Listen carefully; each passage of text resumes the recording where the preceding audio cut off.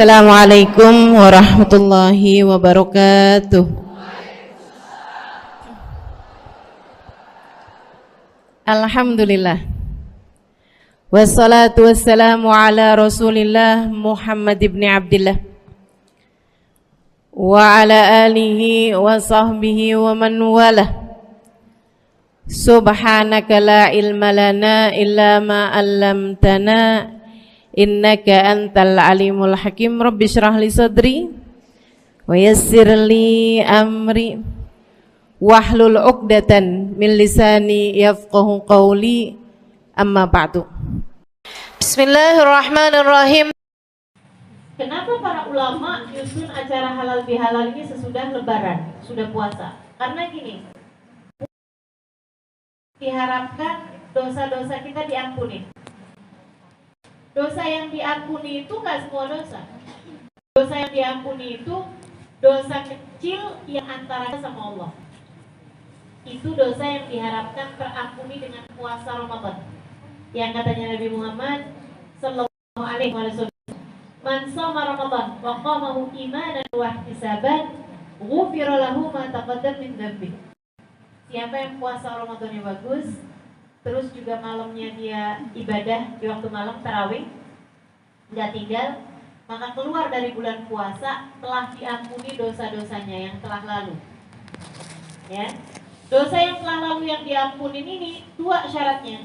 Maksudnya kriteria dosa yang diampuninya itu ada dua, dosa kecil dan antaramu sama Allah. Artinya kalau dosa besar nggak cukup dengan puasa, gitu ya.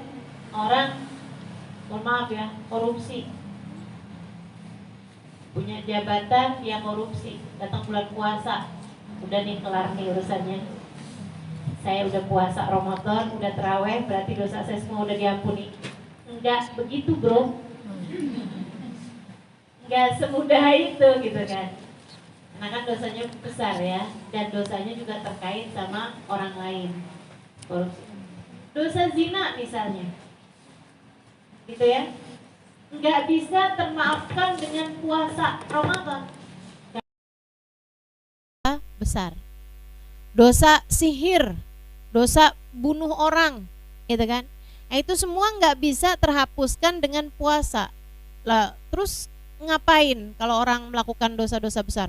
Mesti taubatan nasuha pada Allah Subhanahu wa taala, benar-benar taubat, benar-benar menangis, benar-benar meninggalkan perbuatan dosanya itu sampai Allah Subhanahu wa taala berkenan untuk menghapuskannya, dan kemudian dia terlihat secara zahirnya melakukan perbuatan-perbuatan kebaikan. Jadi kalau kita mau tahu, Ustazah saya tuh dulunya pernah mengerjakan dosa besar gitu, sekarang nih saya sudah diampuni apa belum? Lihat aja bagaimana kamu sekarang. Kamu ada di jalan yang sama atau sudah berada di jalan yang berbeda?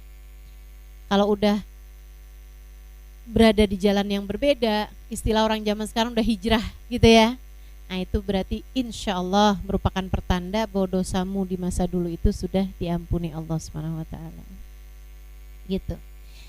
Terus syaratnya lagi dosa antaramu sama Allah yang diampuni nih di bulan Ramadan.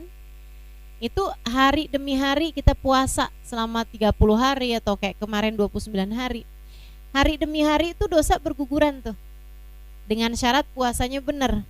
Bukan cuman puasa nahan lapar dan haus belaka, akan tetapi menahan seluruh anggota tubuhnya dari perbuatan dosa. Nah, itu kalau kita benar puasanya kayak begitu, ya. Datang hari pertama, hari kedua, hari ketiga tuh dosa berguguran sampai-sampai seperti yang katanya Nabi Muhammad, begitu masuk bulan Syawal, tanggal 1 Syawal, seperti bayi yang baru dilahirkan dari rahim ibunya. Dalam artian enggak ada lagi dosanya yang tersisa, kembali kepada fitrah. Itu sebabnya kenapa lebarannya disebut sebagai Idul Fitri. Kembali kepada fitrah. Sekali lagi dosa-dosa kecil, ya. Dosa kecil tuh dosa apa Ustazah? Dosa ngelihat cowok ganteng sambil mikir, coba suami saya kayak gini mukanya. Dosa kecil tuh, ya kan? Berarti nggak apa-apa Ustazah? Ya nggak gitu juga. Ya, dosa-dosa kecil gitu kan. Itu terhapuskan dengan Ramadan, dengan puasa, dengan taraweh tuh. Dosa kita ada ngomong-ngomongin orang, tapi nggak yang fitnah gitu ya. Nah itu juga mudah-mudahan dosanya terhapuskan gitu. Terutama kalau orangnya itu yang enggak ini ya, gimana ya saya bilangnya. Misalnya nih kayak lagi ada kabar apa di TV gitu kan, orang korupsi lah apalah gitu, terus kita omong-omongin kan, kadang suka gitu tuh. Ghibah itu ada dosa besar, ada dosa antara kita sama orang, ada dosa yang jadi antara kita sama Allah aja gitu. Kalau dosanya itu, kalau orangnya itu kita kenal gitu ya, dan orangnya itu menyembunyikan aib-aibnya, itu kalau kita omongin aibnya itu jadi dosa antara kita sama dia. Tapi kalau kamu ngomongin orang di TV, ini juga mungkin menjawab pertanyaan Ustazah, kalau kita ngomongin orang di TV gitu, emang orangnya korupsi Ustazah? Gitu ya. Atau emang orangnya apa ya? Bercerai nih Ustazah karena ketahuan dia selingkuh misalnya gitu kan. Ditampilin di TV gitu Ustazah. Itu kalau kita omong-omongin gitu Ustazah, dosa apa enggak gitu. Nah, ini ada hadisnya, la ghibata li fasikin. Tidak dianggap sebagai ghibah terhadap orang fasik. Itu kalaupun jadi dosa, itu dosa antara kita sama Allah, dan termasuknya diantara dosa-dosa kecil. Meskipun ya ngapain juga ngomongin orang, aib kita juga banyak, kan begitu ya. Gitu. Cuman saya lagi milah-milah mana dosa besar, mana dosa kecil. Selebihnya menurut ulama sih ya, kalau dipikir-pikir emang benar juga sih. Katanya beliau dosa itu kan antara kita sama Allah. Kamu berbuat dosa itu kan kepada Allah. Ya kalau ngelihat ininya sih, dosa kepada yang besar itu jadi dosa besar semua gitu. Dosanya kan antara kita sama Allah ya. Allahnya maha besar. Ya Allah, berkemungkinan kalau Allah marah, Allah murka, walaupun dosa kecil Allahnya marah gitu, bisa aja bikin kita jadi naudzubillah min dzalik, diadab Allah Subhanahu wa taala. Mudah-mudahan Allah ampunin. Amin. Nah, ini puasa Ramadan ngapusin dosa antara kita sama Allah dan dosa-dosa yang kecil. Dosa yang besar perlu taubatan nasuha yang benar-benar, dan kalau kaitannya sama orang ya mesti kita iniin ya, mesti kita balikin. Kalau misalnya harta curian mesti dibalikin. Nah, makanya saya bingung tuh kalau ada orang korupsi banyak-banyak itu ngebalikinnya gimana kalau taubat ya. Susah bener kan. Mudah-mudahan Allah jauhkan kita dari semua dosa. Terus teman-teman sekalian, dosa yang diampuni itu dosa antara kita sama Allah. Kalau dosa antara kita sama sesama manusia, nah ini ribet. Makanya perlu para ulama tuh bilang, yaudah dah, dosa antara kita sama Allah udah diampunin di bulan Ramadan, dosa antara kita sama sesama manusia kita bikinkan halal gitu, biar bisa saling memaafkan. Makanya kan ulama-ulama kita tuh kan suka bikinin acara tuh kayak halal bihalal abisnya lebaran gitu ya, di rumahnya Pak RT, di rumahnya Pak RW, kumpul di mana, saling maaf-memaafkan, diharapkannya begitu. Mudah-mudahan bisa diamalkan nih dalam kehidupan kita. Nah, yang saya mau tekankan, kadang-kadang nih ya, kita tuh kalau dibilang saling maaf-memaafkan, kadang-kadang kalau dibilang halal bihalal, itu seringnya kita saling maaf-memaafkan terhadap orang-orang yang justru malah enggak terlalu dekat sama kita. Teman-teman yang kita ketemunya palingan cuman beberapa kali dalam setahun, kita saling maaf-memaafkan antara kita sama dia. Tapi yang terdekat sama kita, suami kita, anak-anak kita, saudara-saudari kita, orang yang kerja di rumah sama kita, kadang-kadang malah kelewatan untuk kita saling maaf-memaafkan sama dia. Padahal salah kita sama mereka yang serumah sama kita nih justru yang paling banyak. Yuk kita bahas satu-satu. Adik-adik nih yang masih tinggal sama orang tua. Menurutmu Dek, kalau ada hitung-hitungan salah paling banyak kira-kira sama siapa? Sama orang tua, ya kan? Sama ibu, sama bapak. Apalagi mengingat hak mereka terhadap kita itu memang besar banget. Hak orang tua terhadap anaknya tuh memang besar banget, teman-teman sekalian. Ya Allah, luar biasa ya. Dan ibadah bakti sama orang tua itu adalah ibadah yang dipersegerakan balasan kebaikannya dari di dunia sebelum di akhirat. Subhanallah, bakti sama orang tua itu Allah akan bales walaupun kepada orang kafir sekalipun. Coba perhatiin, mohon maaf, yang gak Islam sekalipun, non muslim sekalipun, itu kalau bakti sama orang tuanya, sama Allah dikasih keberkahan loh dalam hidupnya. Sehat, rezekinya lancar, digampangin usahanya, gitu ya. Terus dikasih anak-anaknya pada nurut-nurut, gitu. Itu udah pasti. Makanya sampai dibikin inian tuh sama, mohon maaf, orang-orang Cina itu, mereka tuh banyak yang menjadikan orang tuanya tuh sebagai semacam jimat buat mereka gitu. Pokoknya jangan main-main sama orang tua kayak gitu. Kalau kita inian nggak baik sama orang tua tuh walat lah kayak gitu. Allah, dan karena ada balasan akhirat buat mereka. Tapi di dunia nih, bakti ataupun durhaka itu pasti Allah SWT akan beri balasannya dari sejak di dunia ini loh, sebelum di akhirat nanti gitu. Mudah-mudahan semuanya jadi anak yang bakti sama orang tuanya. Amin ya rabbal alamin. Nabi itu ketika menyebut tentang Uwais Al-Qarni, ini ya, Uwais Al-Qarni itu khairut tabi'in, sebaik-baik tabi'in, versinya orang Yaman, versinya ahli Yaman. Kalau versinya orang Madinah, mereka mengatakan khairut tabi'in atau afdalut tabi'in Sayyidina Ali Zainal Abidin, cicitnya Nabi Muhammad SAW, Ali bin Husain bin Fatimah bintun Nabi SAW. Nabi punya putri Fatimah, Fatimah punya anak Husain, Husain punya anak Ali Zainal Abidin. Nggak pernah ketemu Nabi, tapi Nabi udah cerita tentang dia, bahwa dia nanti di hari akhirat akan dipanggil sebagai sebaik-baik hambanya Allah. Namanya Ali Zainal Abidin. Jadi orangnya belum ada, Nabi udah cerita, gitu ya. Ini tentang Ali Zainal Abidin. Makanya orang Madinah bilang khairut tabi'in Sayyidina Ali Zainal Abidin, gitu.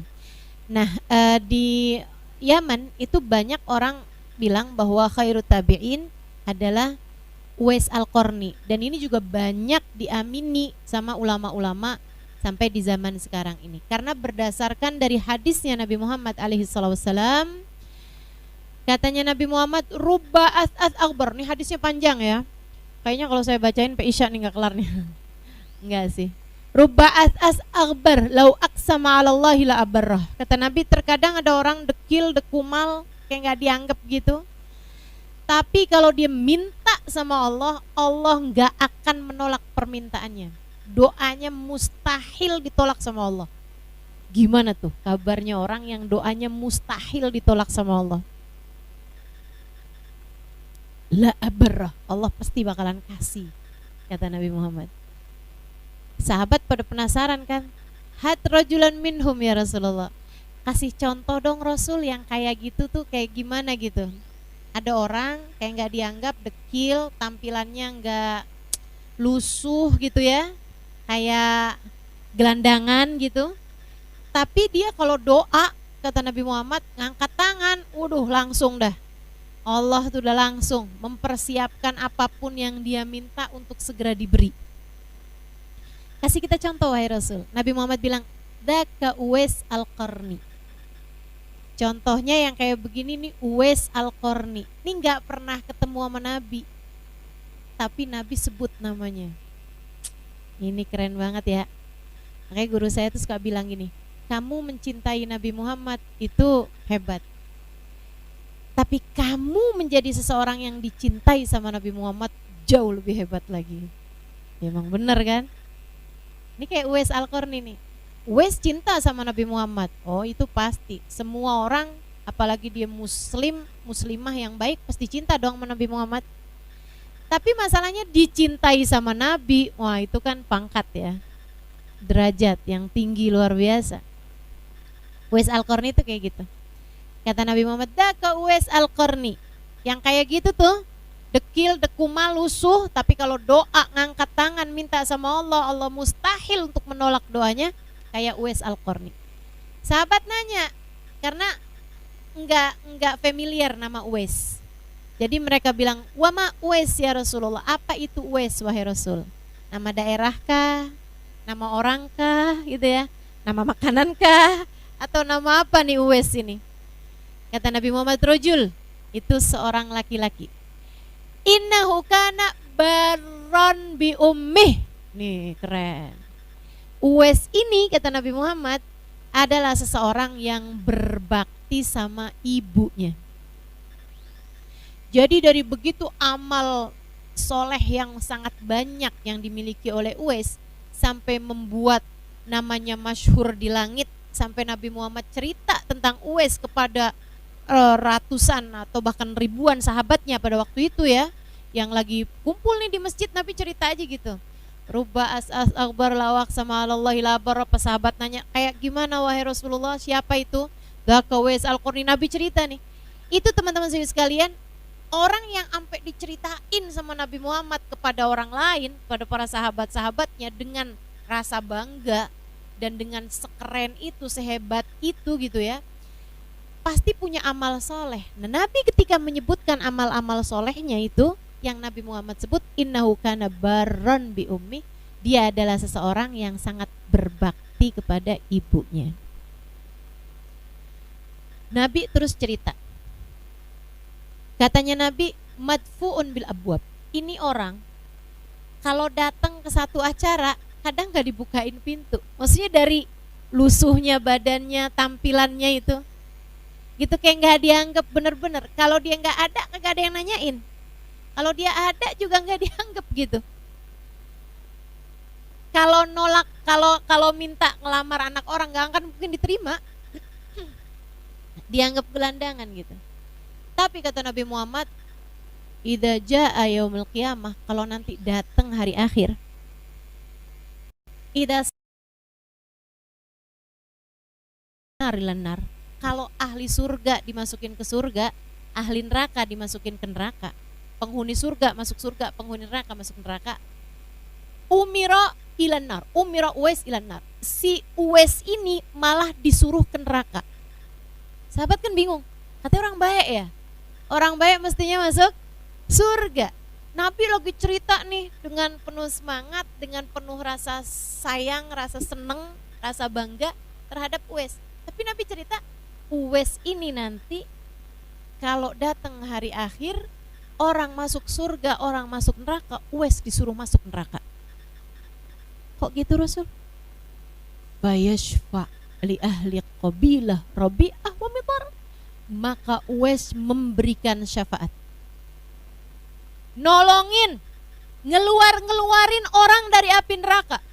Sampai dari banyaknya yang dikeluarin Uwais Al-Qarni, Uwais bisa memberi syafaat seperti jumlah Rabi'ah, jumlah kabilah Rabi'ah dan Mudar. Itu dua kabilah terbesar di Arab pada waktu itu. Kayak yang Nabi Muhammad kayak bilang kayak gini, Uwais bisa ngasih syafaat kepada suku Jawa, sejumlah orang suku Jawa masuk ke Sunda. Kayak apa banyaknya? Ribuan, jutaan orang yang disyafaati sama Uwais Al-Qarni. Dari hadis ini juga, ini hadis sahih teman-teman. Dari hadis ini juga para ulama-ulama, terutama tentu saja ulama-ulama ahli sunnah wal jamaah, ulama-ulama kita nih ya, mereka mengatakan bahwa yang punya syafaat itu bukan cuma Nabi Muhammad. Nabi Muhammad pemilik syafaatul udma, ya, syafaat terbesar. Tapi semua nabi-nabi itu juga punya. Semua orang-orang soleh, semua para wali juga punya syafaat. Semua orang soleh juga punya syafaat. Makanya ada hadis juga, orang kalau hafal Al-Quran gitu ya, nanti dia bisa ngasih syafaat pada 70 keluarganya. yang mestinya masuk surga tapi lewat neraka dulu nih. Di neraka dulu nih, mangkal dulu bentaran gitu. Transit dulu nih di neraka. Nah, itu dengan syafaatnya orang yang hafal Quran dan mengamalkan Al-Qur'annya ya.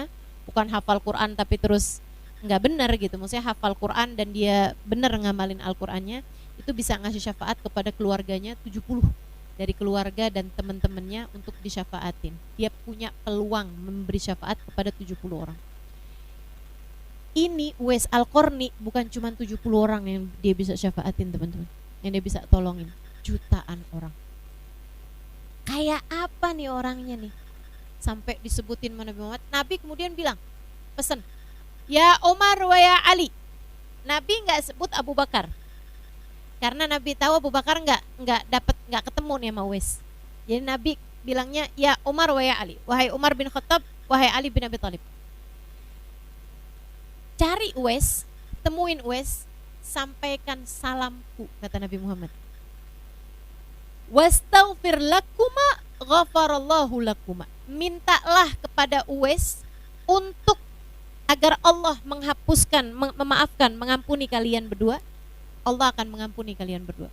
Teman-teman sekalian, Nabi Muhammad nyuruh Sayyidina Umar, Sayyidina Ali, Khalifah Khulafaur Rasyidin. Ini dia, Khulafaur Rasyidin, sahabat-sahabat terbaik. Buat kalau kamu nanti ketemu Uwais Al-Qarni, idza laqituma, kata Nabi Muhammad, kalau kalian berdua ketemu sama dia, fastaghfir lakuma ghafarallahu lakuma.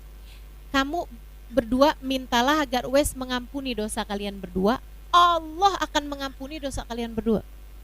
Teman-teman sekalian, ini Khulafaur Rasyidin, 2 orang termulia, 2 dari 4 orang termulia sesudah Nabi Muhammad alaihissalam. Manusia, sahabat termulia itu yang pertama Sayyidina Abu Bakar, yang kedua Sayyidina Umar, yang ketiga Sayyidina Utsman, yang keempat Sayyidina Ali. Disuruh ketemu sama tabi'in gitu ya, untuk minta istighfar, untuk minta agar dia mengistighfarkan mereka berdua gitu. Emangnya punya dosa tuh 2 orang? Kalaupun punya dosa, bukannya udah diampunin, bahkan surga sudah dijamin buat mereka. Terus pertanyaannya, kok disuruh minta istighfar kepada Uwais Al-Qarni? Memangnya Uwais Al-Qarni lebih baik daripada Khulafaur Rasyidin? Tidak, teman-teman. Semua ulama sepakat Sayyidina Umar, Sayyidina Ali lebih mulia daripada Uwais Al-Qarni. Sebab sahabat, apalagi sahabat terbaik, tentu lebih utama daripada tabi'in. Kan begitu ya? Khairul qurun qarni, kata Nabi Muhammad. Sebaik-baik generasi, sebaik-baik masa, sebaik-baik umat adalah umat yang aku berada di dalamnya. Artinya para sahabat. Tsummat tabi'in, kemudian sesudahnya adalah tabi'in. Tsummal ladzina yalunhum, kemudian yang sesudahnya adalah tabi'in dan sesudahnya. Teman-teman sekalian, tapi kok sama Nabi disuruh beristighfar? Ini ngajarin buat kita. Kita kalau ketemu sama orang soleh, minta doa, jangan minta duit. Minta doa, bukan curhat ya, bukan nyusahin juga gitu kan. Minta doa, tapi minta dia agar mendoakan kepada Allah Subhanahu wa taala. Buktinya Nabi Muhammad nyuruh Sayyidina Umar, Sayyidina Ali aja minta doa kepada Uwais Al-Qarni. Padahal Nabi juga tahu Sayyidina Umar, Sayyidina Ali lebih afdal, lebih mulia daripada Uwais Al-Qarni. Dan itu juga ngajarin kepada kita bahwa kalau ada orang minta doa sama kita, bukan berarti kita lebih mulia daripada dia. Betul nggak? Ya. Jadi jangan kegeeran, gitu kan? Nah, saya nggak akan kegeeran juga karena saya ngerti. Jadi kalau ada orang gitu, Hubabah siapa, atau Ustadz siapa, atau Habib siapa, atau Kiai siapa gitu, Ustazah Halimah doakan saya nggak akan kegeeran. Dia tahu nih saya lebih mulia daripada dia. Nggak gitu. Karena urusan saling doa mendoakan itu memang urusannya umat Islam. Kita disuruh untuk minta saling mendoakan kepada sesama, gitu kan ya? Jadi kalau ketemu sama orang minta doa, teman-teman. Ketemu sama siapa aja gitu yang kita anggap sebagai orang soleh, kita minta doa. Bilang sama anak-anak kita, doain mama ya nak. Bilang sama saudara-saudara kita, doain saya ya, doain saya. Terus gitu, minta doa. Kata Nabi Muhammad, mintalah doa dari sesama kalian. Kamu gak pernah tahu dari lisan siapa doa akan diijabah. Begitu kan? Makanya saya doakan semua yang hadir di sini, mudah-mudahan Allah ampuni dosanya. Mudah-mudahan Allah tutupi aibnya. Mudah-mudahan Allah naikkan derajatnya. Allah murahkan rizkinya. Allah kabulkan hajatnya. Allah solehahkan dirinya. Dan Allah solehahkan keluarganya insya Allah. Jika datang ajal menjemput, semoga semuanya dimatikan dalam husnul khotimah. Teman-teman saudaraku sekalian, adzan maghrib? Enggak ya? Kita dengerin dulu enggak? Enggak usah. Enggak usah. Kembali kepada Uwais. Innahu kana baran bi ummi. Kata Nabi Muhammad, beliau Uwais ini adalah seseorang yang bakti kepada ibunya. Bisa sampai punya derajat tinggi yang sampai sahabat pun minta doa kepada beliau dengan perintah Nabi Muhammad, gitu kan? Bisa punya nilai tinggi yang sampai bahkan namanya disebut sama Nabi Muhammad, diceritakan sama Nabi Muhammad, bisa memberi syafaat kepada ribuan orang di akhirat nanti. Teman-teman sekalian, amal ibadahnya apa sih nih Uwais? Nabi cerita, baron bi ummi, bakti sama ibunya. Kayak apaan baktinya? Dengerin saya. Nabi itu diwajibin haji ya, perintah haji itu tahun ke-11 Hijriah, gitu kan? Itu diumumin di berbagai negara tuh diumumin. Nabi Muhammad mau berangkat pergi haji. Jadi siapa yang kepengen haji barengan sama Nabi berangkat tuh tahun itu. Itu teman-teman sekalian, ibunya Uwais bilang sama Uwais, nak, pergi haji loh nak, ibu pengen. Iya bu. Udah, Uwais jawab gitu doang. Kayak yang, oh, maksudnya kayak yang, iya saya dengar gitu. Teman-teman sekalian, kenapa Uwais gitu doang? Karena ibunya itu gak bisa ngapa-ngapain. Di atas tempat tidur, makan disuapin, mandi dimandiin, bergerak semuanya dibopong sama Uwais Al-Qarni. Tiap hari Uwais kerjaannya ngurusin ibunya, ya, mandiin ibunya. Dan gitu, nggak ada ceritanya ngeluh, senyum terus, seneng terus ngurusin ibunya. Ini kita perlu banget sih belajar dari Uwais nih ya, biar punya hati yang begitu tuh. Karena subhanallah, ngadepin orang tua apalagi yang sudah menua dan sakit-sakitan, itu memang memerlukan kesabaran. Betul begitu ya? Masya Allah. Teman-teman sekalian, segitunya minta haji. Zaman itu tuh yang namanya pergi haji tuh nggak bisa yang kayak zaman sekarang tinggal naik pesawat gitu kan. Di sananya ada hotel. Bahkan mungkin kalau mampu secara finansial kan juga bisa tuh ada orang yang ngurusin gitu kan. Ini zaman itu masih awal-awal Islam teman-teman, yang artinya tinggal di tenda gitu kan. Kebayang ya, haji zaman itu tuh jangankan buat ngurusin orang lain, ngurusin diri sendiri aja berat pasti. Uwais besok harinya dia biasa tiap hari tuh ngambil kayu bakar di hutan untuk dia jual gitu, kayu bakarnya, nyari kayu bakar. Uwais besok harinya dia biasa pergi nyari kayu bakar tuh naik keledai.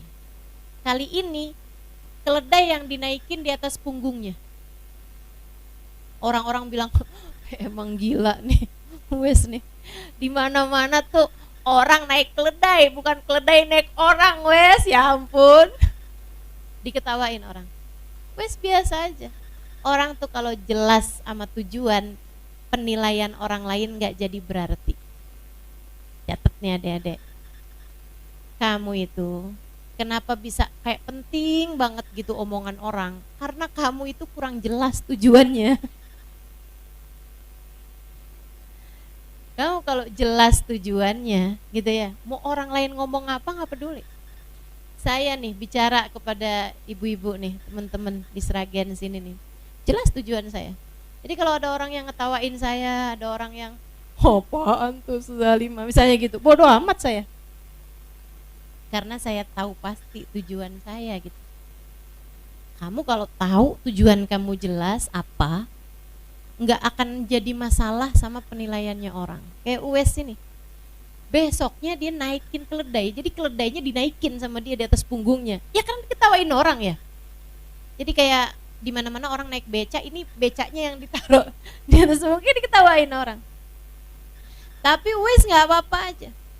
Ntar kalau dia capek, dia turunin tuh keledai, gantian. Dai gantian ya, saya yang naikin kamu. Gitu. Lama kelamaan, sebulan, 2 bulan, 3 bulan, akhirnya lama-lama Uwes bisa kuat untuk bawa keledainya dari awal jalan sampai balik lagi. Sepanjang nyari kayu bakar ini semuanya keledainya di atasnya dia gitu. Terus saja kayak gitu. Sampai datang musiman haji, dia rapi-rapiin baju ibunya apa semuanya. Terus bilang besoknya, Ibu, besok kita berangkat haji ya Bu ya. Uwes udah latihan. Uwes udah latihan. Latihan gendong ibu. Uwes udah kuat sekarang. Punggung saya, Bu, sudah kuat untuk membawa ibu pergi haji. Berangkatlah Uwes dengan menggendong ibunya. Berangkat haji gendong ibunya, teman-teman. Tawaf sambil gendong ibunya, sa'i sambil gendong ibunya. Entaran ibunya digendong di depan, entaran di belakang, pokoknya dibawa ibunya kemana-mana. Lempar jumroh, dibawa ibunya di belakangnya. Terus gitu sepanjang amalan haji. Di Mina, di Arafah, di tawaf, di sa'i, semua digendong ibunya. Dan itu senyum di wajahnya setiap kali ibunya melihat dia. Nyuapin ibunya sambil senyum, nin ibunya sambil senyum. Allah lihatnya hatinya. Hatimu Uwes luar biasa sekali. Allah naikkan derajat tinggi di sisi Allah Subhanahu wa ta'ala. Masya Allah. Mudah-mudahan kita dikasih ngerti sama Allah tentang nilai orang tua kita dan dikaruniai kemampuan untuk berbakti kepada keduanya. Dan mudah-mudahan Allah mencatat kita sebagai anak-anak yang berbakti kepada dua orang tua kita, insya Allah. Amin ya rabbal alamin. Kalau ngelihat kayak gini ya emang jadi nggak ada apa-apanya ya bakti kita sama orang tua ya. Bisa apa gitu kita sama orang tua kita? Ya segitu-gitunya itu. Itu pun juga masih ditambahi dengan rasa kayak yang ya ampun mama nih kalau nggak saya urusin. Ya Allah, mudah-mudahan Allah benahi hati kita semua insya Allah. Amin ya rabbal alamin. Nah, kalau hitung-hitungan dosa, yang paling banyak kita bikin dosa, terutama buat adik-adik yang belum nikah nih ya, yang masih tinggal sama orang tuanya gitu. Paling banyak dosamu deh sama orang tua. Makanya mesti serius minta maafnya. Mumpung masih ada. Mumpung masih ada. Apalagi yang orang tuanya udah tua, karena nggak semua orang tua itu tua. Kan gitu ya? Masih banyak kan mama-mama muda kan masih ada tuh. Nah, cuman yang orang tuanya sudah usia senja gitu. Nah tuh, cobain bakti sama orang tuanya. Ustazah, tapi ibu saya tuh cerewet. Ya nggak apa-apa. Nggak apa-apa. Tapi ibu saya tuh ustazah suka nyuruh-nyuruh saya, suka marah-marahin saya, ya nggak apa-apa. Kamu bayangin aja kehidupan mereka itu kan di masa mudanya juga emang gak mudah gitu ya. Kamu bayangin kalau kamu yang kayak gitu. Kamu posisinya seperti itu gitu. Apa yang kamu harapkan pada anak-anakmu? Dimaklumi, disayangi, kan begitu ya? Nah, coba itu amalkan juga sekarang sama orang tua kita. Nilainya gede.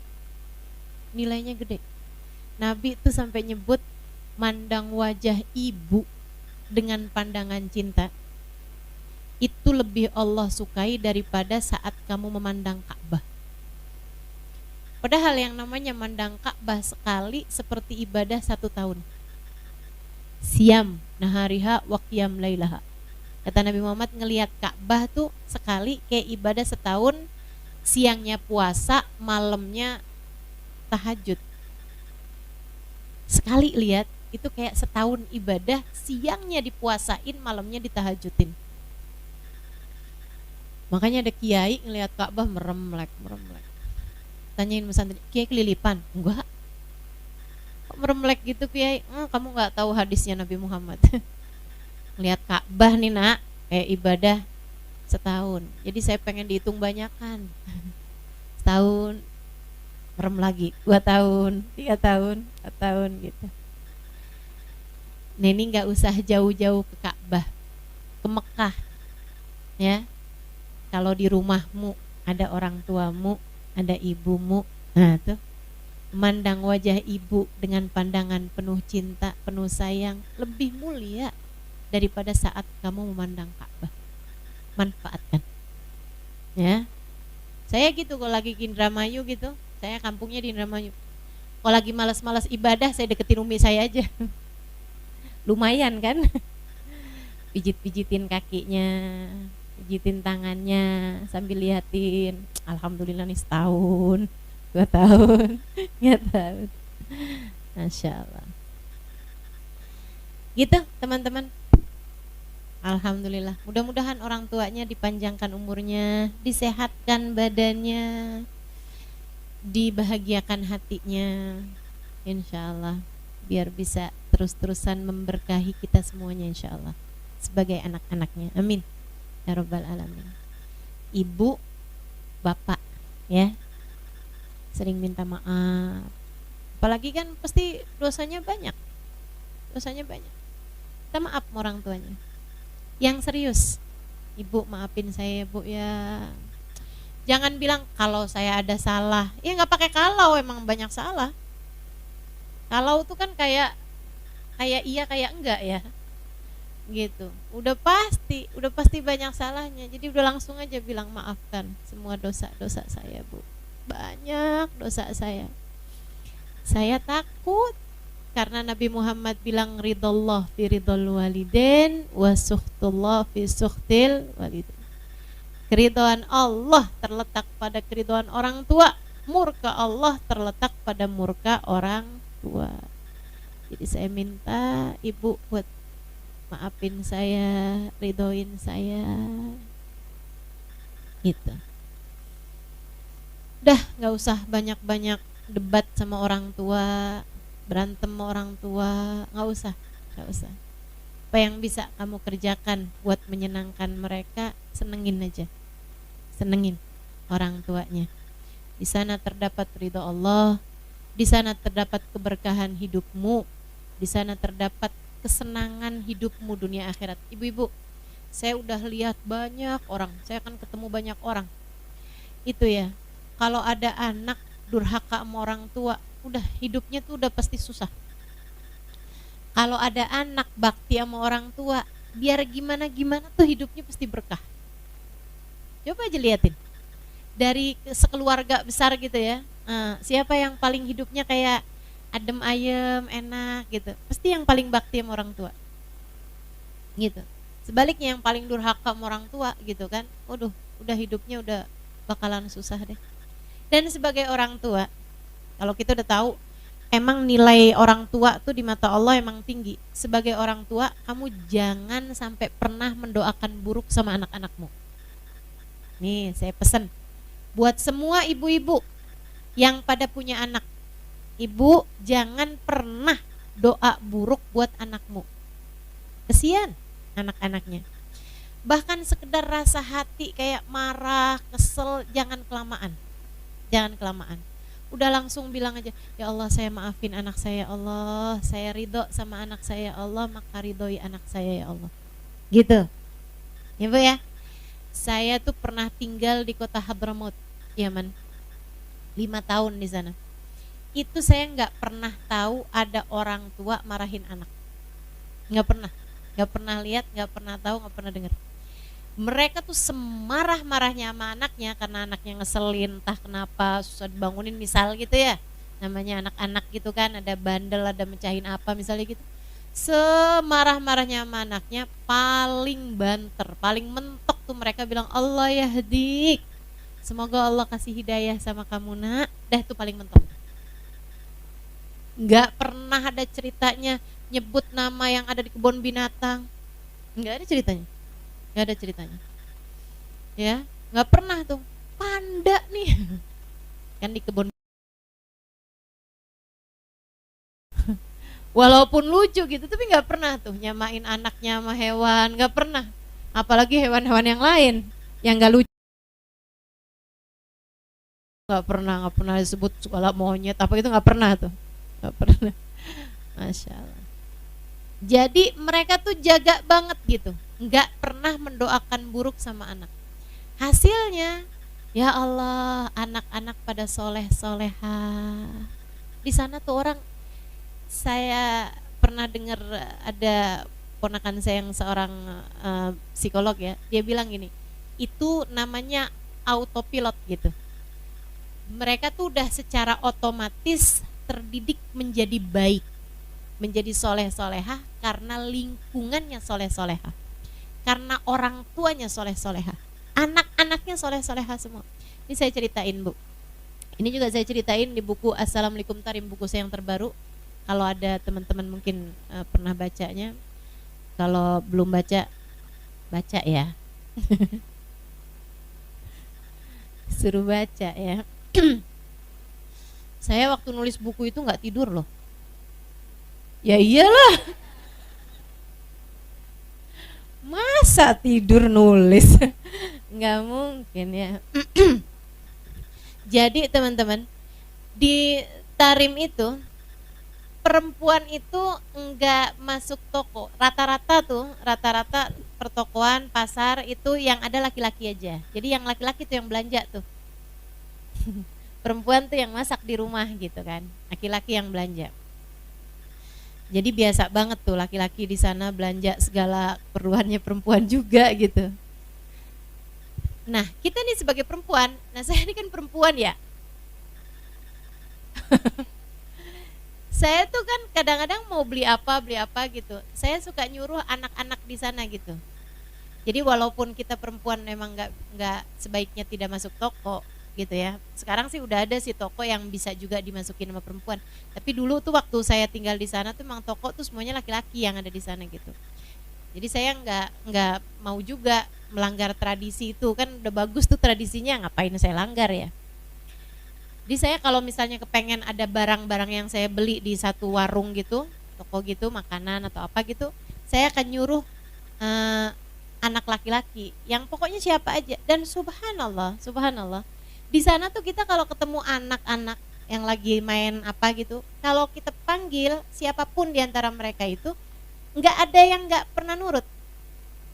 Kita minta tolong gitu, tolong beliin ini, tolong beliin itu saya nggak pernah selama 5 tahun saya di sana kurang lebih, nggak pernah ada satu anak yang nak aja nyuruh-nyuruh gitu, nggak ada. Pasti yang oh iya beli apa kayak gitu, dia akan ambil duit kita terus dia belanjain gitu. Kayak gitu, nggak pernah ada yang nolak gitu. Aneh banget kan ya, satu kota loh ini. Maksudnya satu ya kayak Sragen kayak gitu loh. Bisa kayak gitu semua gitu, nggak pernah dapetin anak tuh yang enggak saya mau main aja. Jangankan disuruh orang, kalau anak-anak kita ya kadang disuruh sama orang tuanya aja suka yang mesti dijanjiin kembaliannya buat dia dulu. Nak beliin garam nak, males tuh. Ntar kembaliannya buat kamu, iya mah. Gitu ya. Jadi itu saya suka suruhan anak itu saya tulis dulu biasanya di kertas terus dia beli gitu. Satu waktu saya ada suruh satu anak, dia emang lagi main gitu. Terus saya bilang tolong dong beliin saya ini. Dia bilang oke. Akhirnya saya kasih uangnya, saya kasih kertasnya itu yang udah saya tulis. Dia masuk ke toko. Nah saya nungguin dia itu, saya agak pinggir gitu, kayak di apa sih, apa ya itu ya, kayak tempat duduk gitu di pinggir jalan gitu, dari kayak semen gitu, ya nggak trotoar amat juga sih ya. kayak nggak kursi gitu, tapi bisa dibuat duduk gitu kan.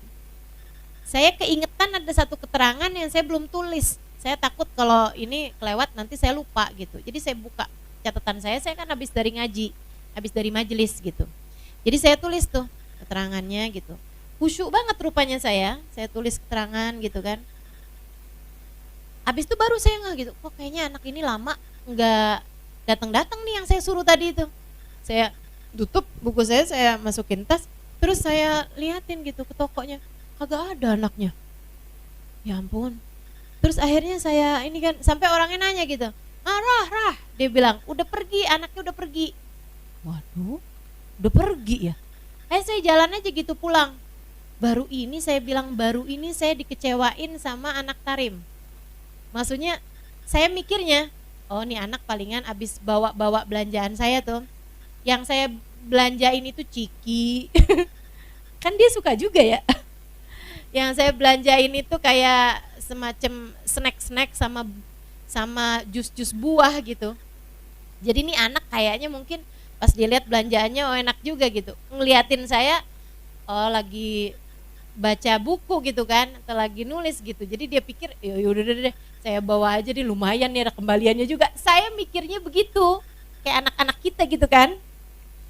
Saya jalan aja gitu pulang ke rumah saya, waktu itu saya ngontrak rumah kan. Saya udah mau nyampe rumah, ada orang manggil-manggil saya gitu. Saya noleh gitu kan. Kayak kalau di kita kan kak gitu kan. Saya noleh gitu. Dia nggak tahu nama saya sih, cuman ya kayak gitulah, kayak kak gitu kan. Akhirnya saya toleh, anak yang tadi tuh naik sepeda. Dia bilang, kamu nih nyuruh saya malah ditinggal. Saya bilang, saya tadi lihat kamu di toko, kamu nggak ada. Iya, dia bilang, saya tadi pergi ke toko, terus yang kamu minta tuh nggak ada di toko itu. Jadi saya liatin kamu lagi baca, saya takut ganggu kamu. Dia bilang, saya ambil sepeda buat pergi ke toko yang lain. Dia bilang gitu. Ya ampun, saya udah suudzon nih. Saya juga nggak nyangka dia sampai segitunya kan gitu. Nggak ada di toko itu, dicariin di toko yang lain. Dibalikin, nih dia bilang, dikasihin ininya belanjaan saya, ada kembaliannya. Terus saya kasihin sama dia kembaliannya, dia tolak. Ya ampun, saya kaget banget gitu kan. Dia bilang, la, jazakillah khair, la. Dia bilang enggak. Saya bilang enggak apa-apa. Dia bilang enggak. Kamu pendatang di sini, kamu pencari ilmu. Ini anak 11 tahun, 12 tahun loh. Anak laki-laki 11 tahunan. Dia balikin duit saya, terus dia bilang enggak. Kamu pendatang, kamu pasti lebih perlu daripada kami. Saya nanya sama dia satu pertanyaan yang ini banget gitu di kepala saya. Kayak mengganjal banget gitu. Penasaran banget. Saya bilang sama dia, ada apa? Oh, oke.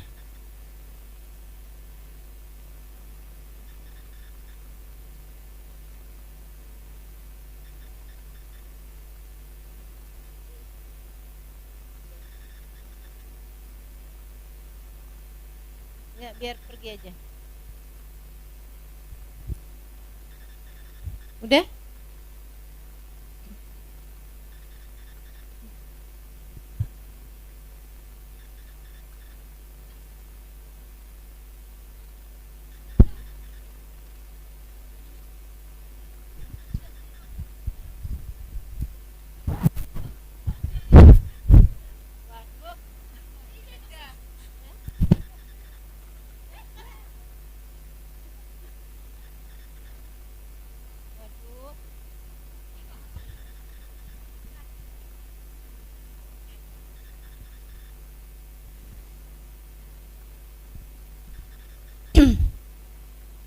Saya tanya sama dia satu pertanyaan yang kayak mengganjal gitu di pikiran saya.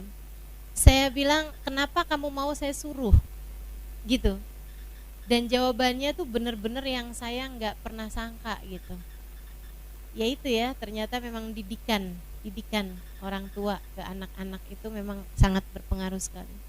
Dia bilang gini, karena saya punya ibu dan saudara-saudara perempuan, saya kepengen kalau mereka nyuruh anak siapapun, saya sangat berterima kasih kalau anak itu mau melakukan apa yang disuruh sama ibu saya atau saudara-saudara saya. Jadinya saya akan melakukan itu untuk semua perempuan. Siapapun yang nyuruh saya akan mau untuk melakukannya. Cakep benar. Masya Allah, Masya Allah. Nah jadi nih ibu nih yang pada punya anak, sayangin anak-anaknya, biar mereka ngerti caranya berbagi kasih sayang dengan orang lain. Kalau kamu sayangin anak-anak kamu tunjukkan kasih sayang itu dan kamu sampaikan pada anak-anak kamu kasih sayang kamu tersebut, insya Allah anak-anak akan penuh tangki kasih sayangnya sehingga bisa membagikannya kepada orang lain. Dan tenang aja, kalau kamu sayangi anak-anakmu, nanti anak-anak kamu itu akan balik menyayangi kamu. Kamu gak usah takut nanti manja kalau saya sayangin, enggak gitu. Anak-anak yang kamu sayang, nanti mereka akan penuh kasih sayang dalam hatinya sehingga bisa berbagi, menyayangi orang-orang lain. Gitu ya. Sayangin, jangan dimarahin, tunjukin, kasih tahu. Nak, mama sayang sama kamu. Nak, ibu sayang sama kamu. Kamu tuh buat ibu adalah hadiah terindah yang Allah berikan dalam hidup ibu. Betul nggak Bu? Betul nggak Bu? Betul loh. Anak kamu tuh hadiah yang indah yang Allah berikan dalam hidup kamu gitu. Orang yang kalau dia ngerjain kebaikan kamu ikut dapat pahalanya. Gimana nggak hadiah indah? Gitu kan? Hadiah paling indah. Masya Allah. Makanya Bu, disayangin yang benar anak-anaknya. Dicintain, sayangin dan kasih tahu betapa kamu sangat menyayanginya. Jangan gengsi buat bilang sama anak, saya sayang sama kamu nak. Mama sayang sama kamu, ibu sayang sama kamu, emak sayang sama kamu. Bilang sama anaknya. Bu, itu sunnah. Menyatakan cinta kepada yang kamu cintai itu sunnah. Nabi itu pernah ada orang, ini hadis sahih. Nabi pernah ada orang datang kepada Nabi Muhammad. Pas orang itu lagi jalan gitu, ada orang sampingnya Nabi, dia bilang, Rasul, saya tuh senang sama orang ini. Saya suka sama dia, saya cinta sama dia. Nabi Muhammad bilang, al-hikwu wa akhbiruh.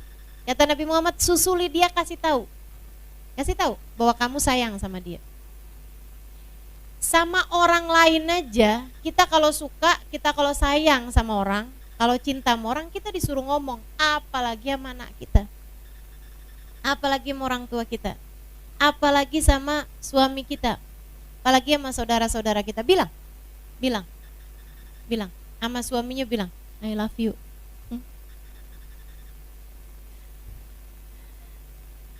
Sama anak-anakmu bilang, mama sayang sama kamu. Jangan gengsi. Bu,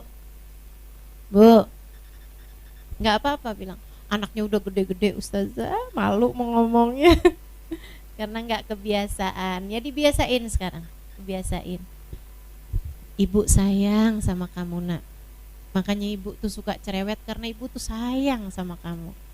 Mungkin ibu nggak pinter ngomongnya, tapi ibu beneran sayang sama kamu. Gitu. Dengan bahasamu masing-masing, ya. Dan yang jadi anak, ini ada yang anak, ada yang ibu nih soalnya di sini ya. Yang jadi anak, kamu juga mesti sering ngomong kayak begitu sama ibunya. Ibu, saya sayang sama ibu, gitu. Ibu sehat-sehat ya Bu ya. Ibu panjang umur ya Bu ya. Ibu yang seneng ya Bu ya. Biar bisa doain saya, gitu. bagaimanapun tuh berkahnya orang tua tuh nggak bisa tergantikan, ya. Jadi sampaikan itu kepada ibumu, pada ayahmu, gitu ya. Sebagai orang tua minta maaflah kepada anak, sebagai anak minta maaflah kepada orang tua. Nah, buat para istri yang pada punya suami, karena kalau nggak punya suami namanya bukan istri. Salahmu yang paling banyak itu sama suami. Udah pasti itu.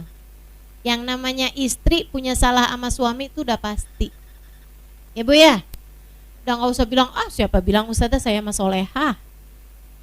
Ya, sesolehah-solehahnya kamu udah pasti deh yang namanya salah sama suami itu udah banyak aja, udah pasti. Bu, kita tuh kadang-kadang ya, kalau disuruh minta maaf sama suami itu rada berat. Padahal kalau minta maaf sama orang gampang banget loh. Gitu kan? Kita jalan nyenggol orang aja kita minta maaf. Betul gak? Lagi jalan nih nyenggol orang, ngomong apa? Maaf ya. Gampang banget minta maafnya sama orang. Tapi di rumah nih kita lagi jalan nyenggol suami, emang minta maaf. Jangan berdiri di sini, kenapa? Kayak gak ada tempat lain aja loh. Ya ampun, itu segitunya sama-sama nyenggol loh. Minta maaf sama orang gampang, minta maaf sama suami gak gampang. Betul ya? Sekarang mesti yang serius minta maaf sama suami. Karena biar siapapun kamu, ini saya kasih tahu nih. Biar siapapun kamu, anaknya siapapun kamu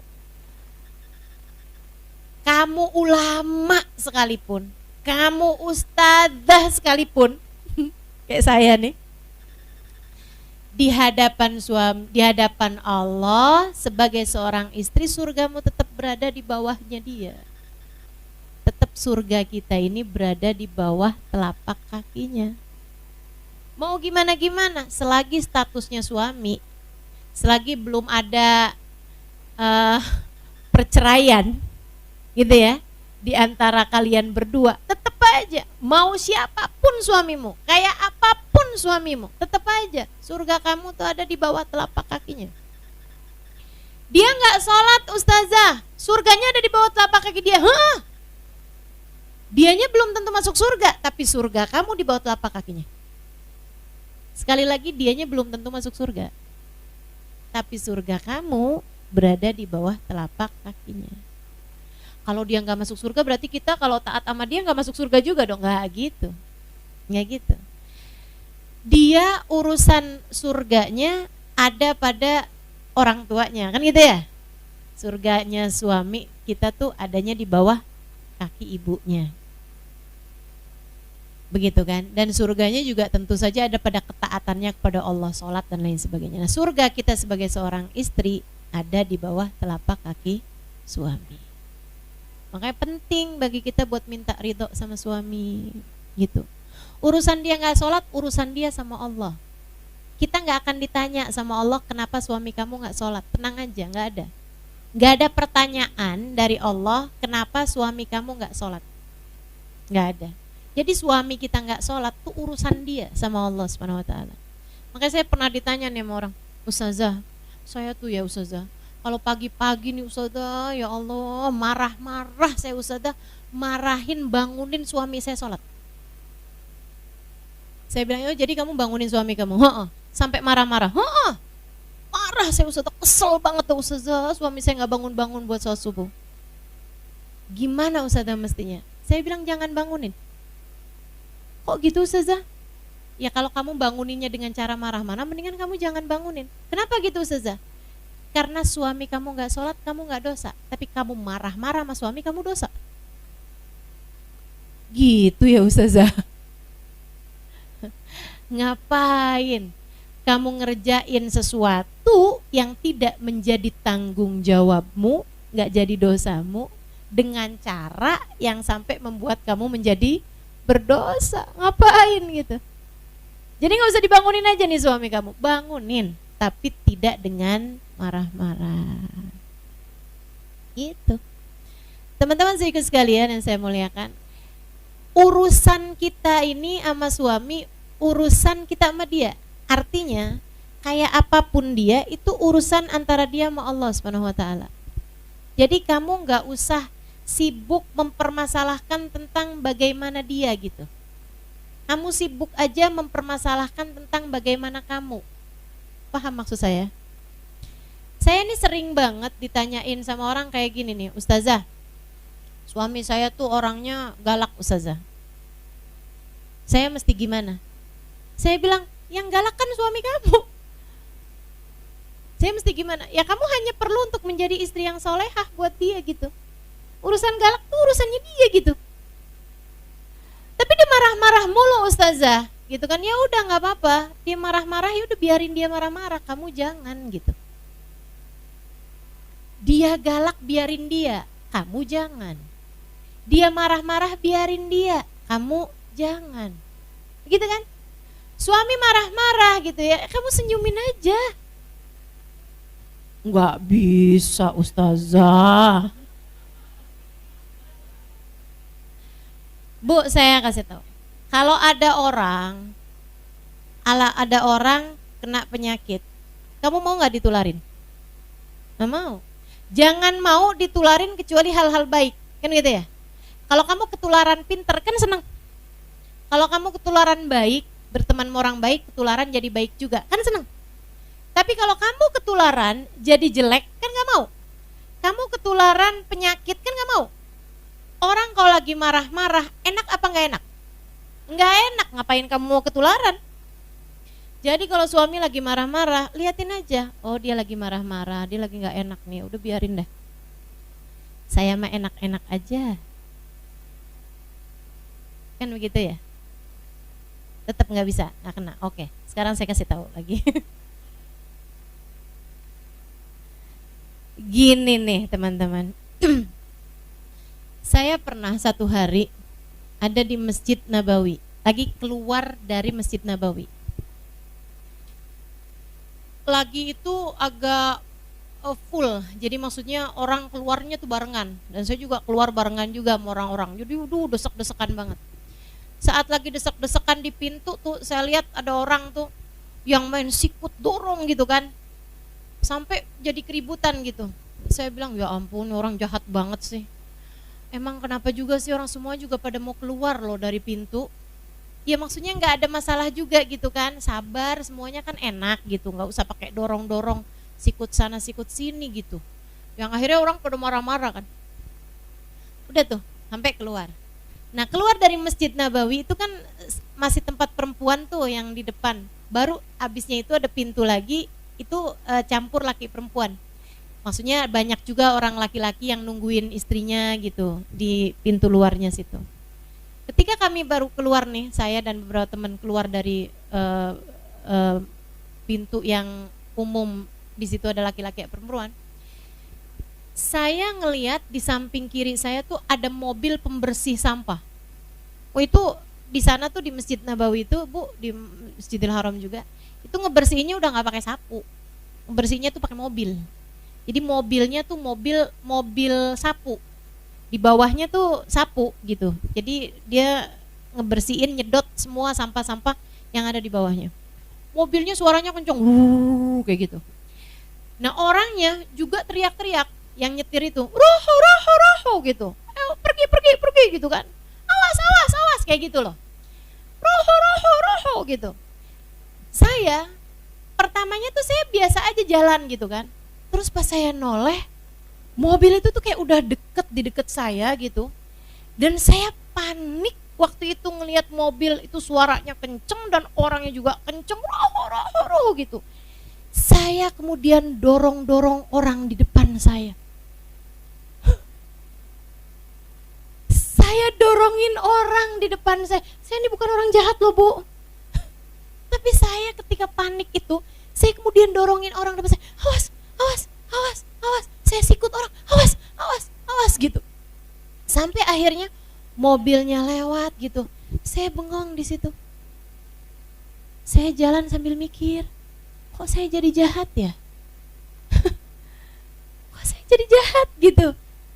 perasaan saya nggak jahat gitu sama orang.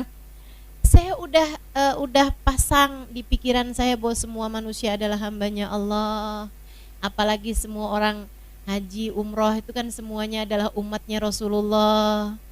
Saya akan sayang sama semua umatnya Nabi Muhammad karena saya sayang sama Nabi Muhammad. Saya akan cinta kepada semua hambanya Allah karena saya cinta kepada Allah. Saya udah pasang itu semua ilmu-ilmu itu.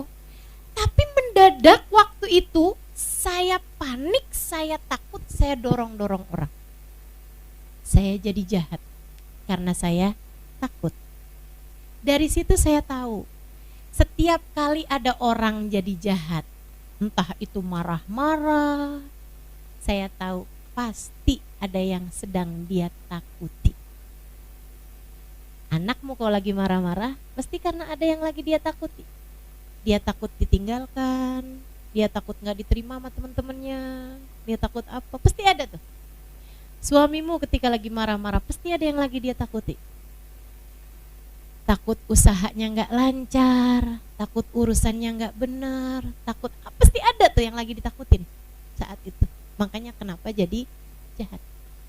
Sejak hari itu, ketika saya melihat orang berbuat jahat kepada saya, ataupun ketika saya dengar teman-teman gitu kan, ada yang lagi jahat atau apa, saya tahu pasti bukan karena dia kepengen jahatin orang tersebut. Sama kayak saya dorong-dorong bukan karena saya benci sama orang itu.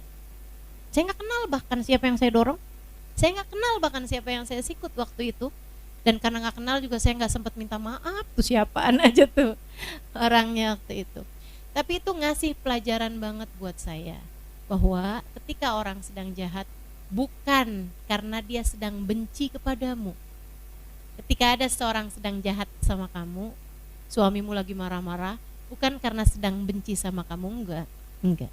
Anak-anakmu ketika lagi marah-marah, mukul atau berbuat jahat apapun ya sama kamu ya, nah itu bukan karena dia sedang benci kepadamu, enggak.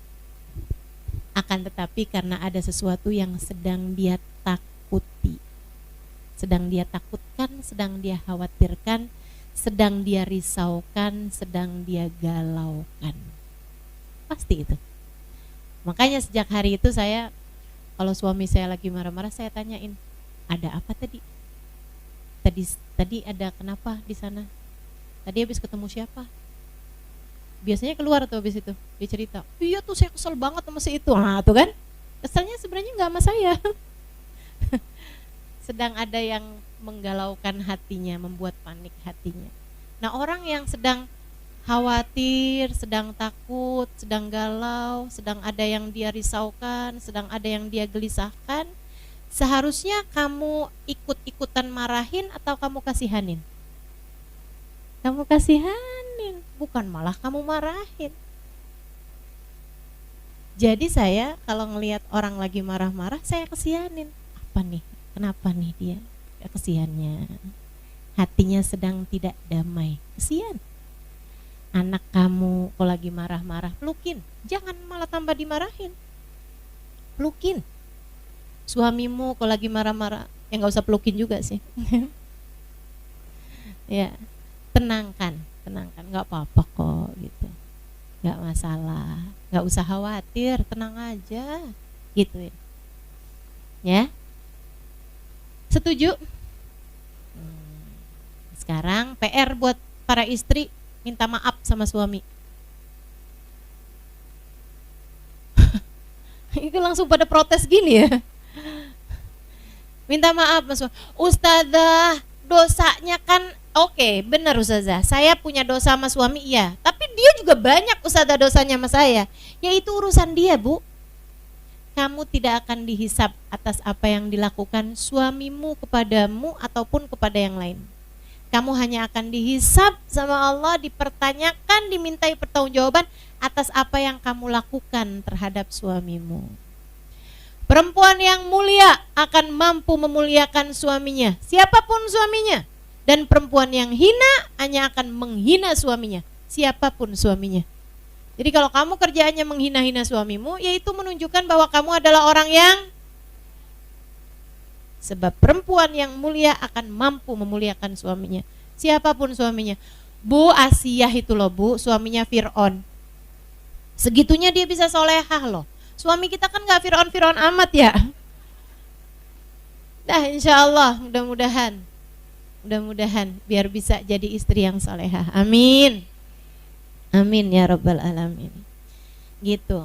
Jadi ibu tuh kalau kesel-kesel sama suami apa segala macam gitu, baca sholawat aja. Ya sholawat. Biar hatinya adem. Biar hatinya damai. Saya juga sarankan ibu-ibu nih, terutama yang suka beranteman sama suami nih. Ini kayaknya ada nih di sini nih. Suaminya ditengkarin mulu nih. Ya, buat yang suka, iya tuh Ustazah kenapa ya Ustazah bawaan kayak panas aja gitu ngeliat suami. Bu, saya kasih tahu, tiap kali masuk rumah baca ayat kursi. Beneran ini, beneran. Diajarkan Nabi besar Muhammad sallallahu alaihi wasallam. Kalau orang dalam sebuah rumah suka marah-marah mulu, masuk dalam rumah minta dia buat baca ayat kursi. Kamu juga gitu, tiap masuk rumah baca ayat kursi. Kenapa? Yang suka bikin kita marah tuh setan. Setannya nggak usah kamu masukin dalam rumah. Jadi kalau anak masuk rumah marah-marah mulu, nak keluar nak. Ya, masuk lagi baca ayat kursi. Gitu, minta anak buat baca ayat kursi. Insya amalin ini beneran, ini ilmu beneran ini ya. Diamalkan. Insyaallah mudah-mudahan rumah tangga kita dijadikan rumah tangga yang sakinah, mawaddah warahmah. Amin ya rabbal alamin. Terakhir, Bu, jangan lupa maafkan dirimu sendiri. Penting. Terakhir dan paling penting. Kamu harus minta maaf sama anak-anakmu. Kamu harus minta maaf sama suamimu. Kamu harus minta maaf sama orang tuamu. Karena hak mereka terhadapmu sangat besar. Dan urusan kamu sama mereka itu juga memang betul-betul punya nilai di mata Allah Subhanahu wa taala. Tapi selain daripada itu, gak kalah pentingnya kamu harus memaafkan dirimu sendiri. Kamu punya kesalahan-kesalahan dan dosa-dosa di masa lalu. Betul. Kamu punya keputusan-keputusan salah di masa-masa lalu. Betul. Kamu punya jalan-jalan salah yang kamu tempuh. Betul. Kamu memilih dosa di waktu-waktu yang lalu. Betul. Betul. Akan tetapi bagaimanapun kamu harus memaafkan dirimu sendiri. Sebab kamu perlu diri kamu ini buat bisa menuju jalan menuju Allah Subhanahu wa taala. Buat kamu melangkah menuju Allah Subhanahu wa taala. Kalau diberatin sama mikirin masa lalu, kelamnya masa lalu, jadinya kayak orang mau jalan tapi di belakangnya ada beban-beban berat. Jalanmu susah, nggak bisa jalan apalagi lari. Padahal Allah bilang wasari'u ila maghfiratin min rabbikum. Bersegeralah kamu, larilah kamu ila maghfiratin min rabbikum, menuju ampunan Allah, menuju surga, arduhas samawati wal ard, luasnya seluas langit dan bumi. Kita disuruh lari menuju surga. Nah ini kita nggak bisa lari, boro-boro lari, jalan aja setengah mati kalau kita masih diberatin sama masa lalu. Ya ampun, coba dulu tuh nggak gitu. Ya ampun, coba dulu tuh nggak gitu. Jangan. Seberat apapun salahmu, sesalah apapun dirimu, senista apapun perbuatanmu di masa yang lalu, cukup itu jadi masa lalu. Jangan keterusan ngeliatin masa lalu. Itu sama kayak kamu nyetir tapi pandangan kamu kaca spion mulu, nabrak lama-lama. Jangan ngelihat ke belakang mulu, Bu. Depan kamu ini juga perlu untuk kamu jalani dengan ringan hati. Depan kamu perlu untuk kamu jalani dengan bahagia. Depan kamu ini perlu untuk kamu jalani dengan sukacita. Coba saya waktu itu nggak minum itu waktu hamil, mungkin anak saya tuh akan lahir normal. Nah tuh hati-hati. Maafkan dirimu. Nggak ada ceritanya kalau nggak kayak gini nggak ada. Itu qaul dil hamak, kata Nabi Muhammad.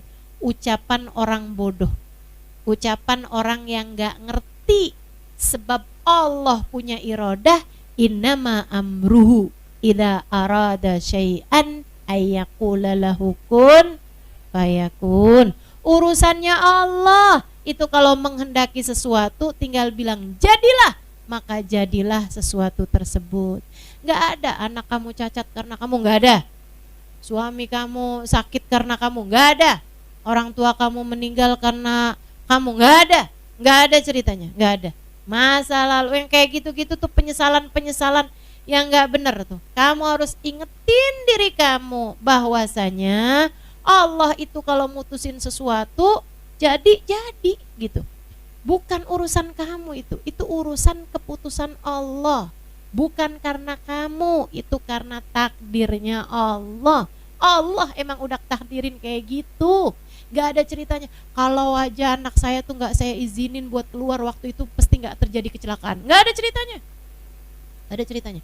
Emang udah takdirnya kecelakaan. Emang udah takdirnya. Apapun hal-hal buruk yang terjadi dalam kehidupanmu bukan salahmu, bukan mutlak salahmu. Bahkan kesalahan-kesalahan kamu di masa lalu, betul itu adalah sebuah dosa yang harus kamu sesali, betul. Tapi jangan berketerusan sampai kamu tidak memaafkan dirimu sendiri. Ayo, ada jalan indah yang harus kamu tempuh untuk menuju ridha Allah Subhanahu wa ta'ala. Sunggingkan senyummu, hadapi siapapun dengan bahagia. Hadapi suamimu dengan bahagia. Enggak usah berketerusan ngelihat masa lalumu atau masa lalunya. Hadapi anak-anakmu dengan senyum indahmu. Lupakan kesalahan-kesalahannya di masa lalu. Gandeng mereka, katakan kepada mereka, saatnya kita menempuh hidup yang baru.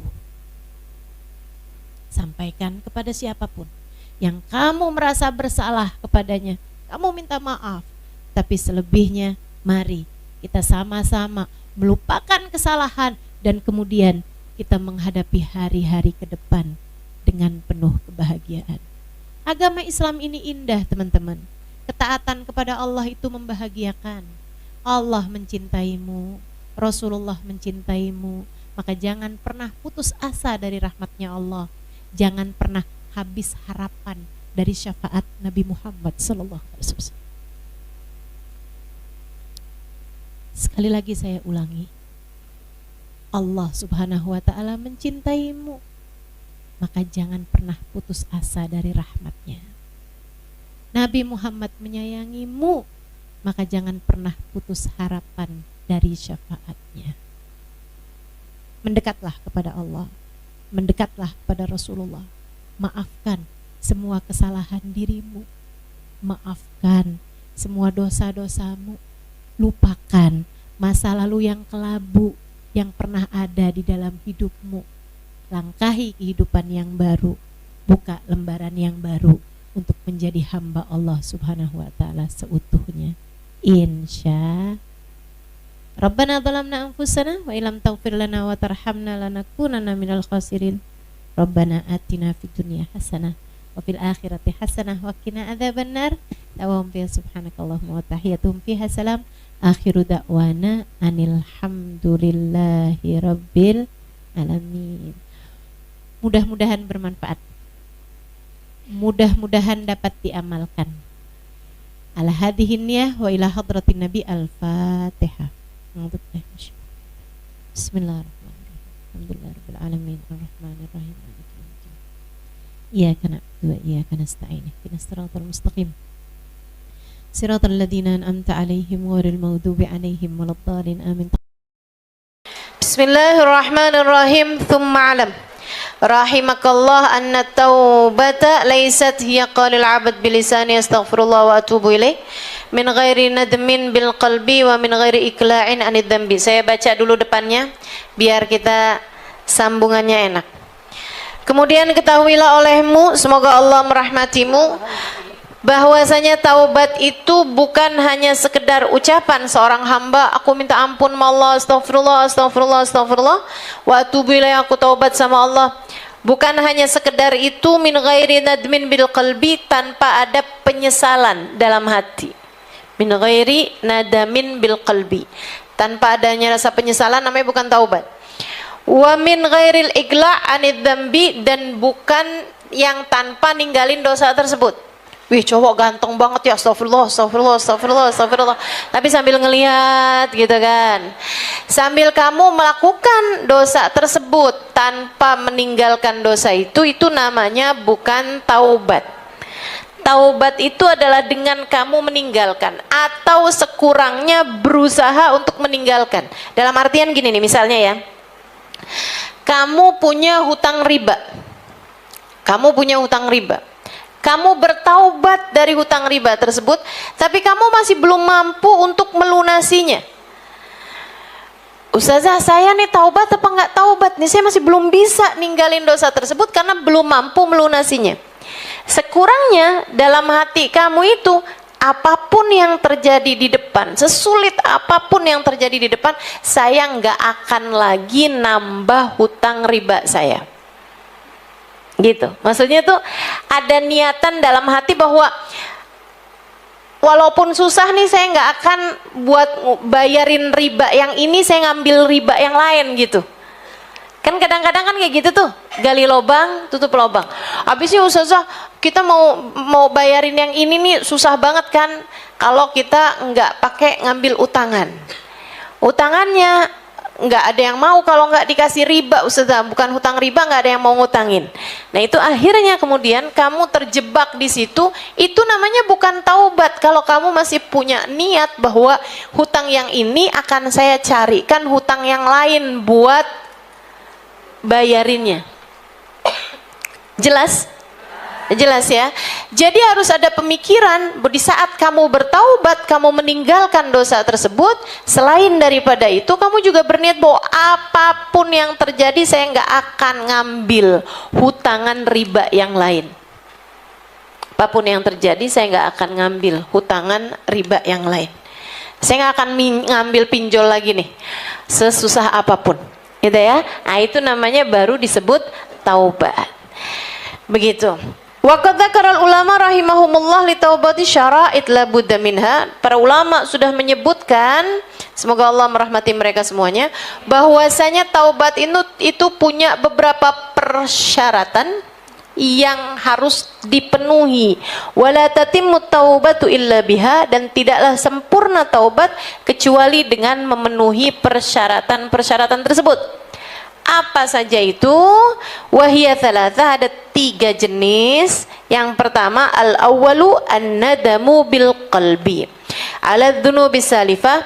Nomor yang pertama yaitu menyesal terhadap dosa-dosa tersebut, menyesal di dalam hati atas dosa yang telah lalu, atas dosa yang telah dikerjakan, dia menyesalinya. Ada rasa penyesalannya, bukan rasa puas. Kalau rasa puas namanya belum taubat. Begitu udah tua gitu kan, ternyata udah memang lemah begini begitu segala macam, ya nggak apa-apalah, saya sih nggak akan pacaran lagi ya, kita udah puas alhamdulillah. Kayak alhamdulillah pula. Zaman muda udah pernah tahu rasanya gitu kan. Saya sih mulai sekarang nggak akan lagi tuh masuk-masuk ke tempat-tempat yang maksiat misalnya gitu. Udah pernah, udah puas, saya udah cukup di masa muda, saya udah cukup. Nah itu kalau tanpa didasari rasa penyesalan gitu ya, itu namanya bukan taubat. Ya ninggalin aja, tapi bukan taubat. Taubat itu an-nadam. Taubat adalah penyesalan. Sampai-sampai Nabi Muhammad menyebutkan an-nadam taubah, kata Nabi Muhammad. Penyesalan adalah taubat. Jadi rasa nyesel itu yang namanya taubat gitu. Harus didasari dengan rasa penyesalan. Ya ampun, kok dulu kayak gitu ya saya ya.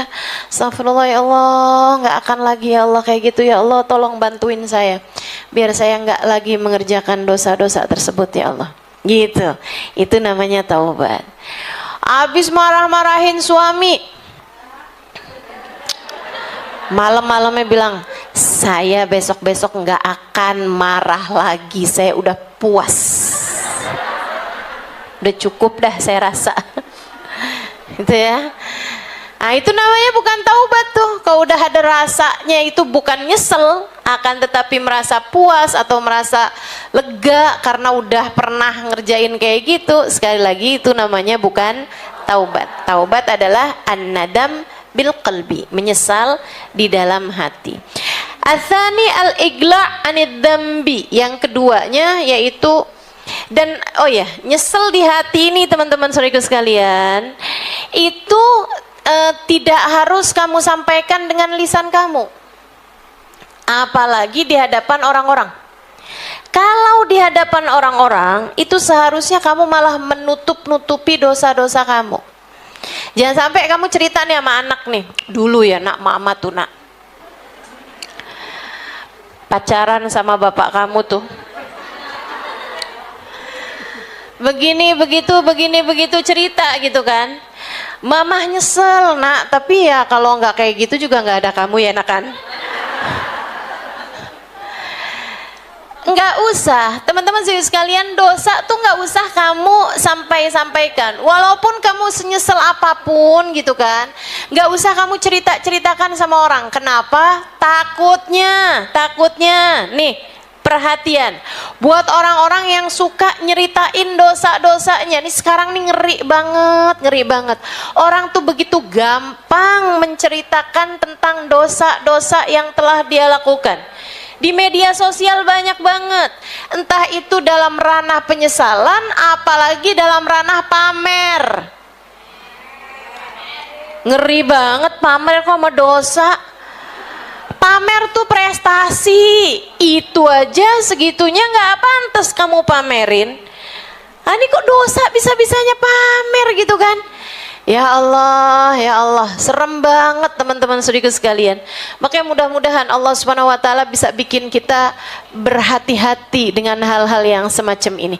Nah, buat orang yang suka menceritakan dosanya, jangan ya Dek ya. Jangan ya. Tapi ini saya kasih tahu aja, yang suka nyeritain dosa khawatir terjadi yang seperti ini padamu. Di akhirat nanti Allah tutupin aib-aibmu. Tiba ada nih netizen, ada nih tetangga kamu, teman-teman kamu yang memang waktu di dunia pernah kamu ceritakan mengenai dosa-dosamu, dia kemudian protes sama Allah. Ya Allah, yang dia berdua-duaan di kursi bioskop kok nggak ada? Padahal dia ceritakan dan kami semua mendengarkannya. Ya Allah, itu yang dia begini, yang dia begitu kok nggak ada? Padahal itu teman-teman saudaraku sekalian akan jadi saksi yang bisa jadi karena Allah adalah ahkamul hakimin, hakim yang maha adil. Allah bisa saja mengembalikan kembali memori tersebut sehingga akhirnya yang sudah ditutup Allah Subhanahu wa taala Allah kemudian perlihatkan lagi. Serem, hati-hati. Nggak usah. Para ulama-ulama memerintahkan kepada kita, ngajarin kita, tutupi dosa-dosamu. Tutupi juga dosanya orang lain. Kalau kamu secara nggak sengaja misalnya tahu ada orang lain punya dosa, punya aib, jangan diceritakan kepada yang lain. Nggak usah ceritakan kepada orang lain. Misalnya nih, maaf ya, keluar dari majelis ta'lim, kemudian ada orang, kamu nyari sendal kamu nggak ketemu, tahu-taunya dipakai sama orang. Misal doang nih kan, iya kan? Nah, kamu kemudian samperin tuh ibu itu, bilang, Bu, itu sendal saya. Oh, sendal kamu ya, misalnya gitu. Itu kan aib. Kamu nggak tahu kenyataannya juga seperti apa. Bisa jadi dia punya sendal yang sama. Ingat ya, buat para ibu-ibu yang di rumahnya juga bukan punya sepasang sendal doang, tapi punya beberapa pasang sendal. Kadang-kadang kita suka lupa sama sendal kita. Yang tadi kita pakai yang mana, betul? Jadi kalau misalnya ada orang ternyata pakai sendalmu, bisa jadi dia juga lagi lupa pakai sendal yang mana, dikirain sendal yang itu. Bisa jadi. Nggak usah pakai segala kamu cerita-ceritain sama teman-teman kamu. Saya nyari-nyariin sendal ternyata dipakai tuh sama ibu yang itu. Yang mana ntar dah saya tunjukin orangnya ya. Jangan buka aib orang, teman-teman. Jangan buka dosa orang, jangan buka aib orang. Kamu nggak pernah tahu. Termasuk juga mohon maaf, aib suami kamu sendiri. Kok bisa-bisanya gitu. Orang zaman sekarang nih segala diumbar-umbar.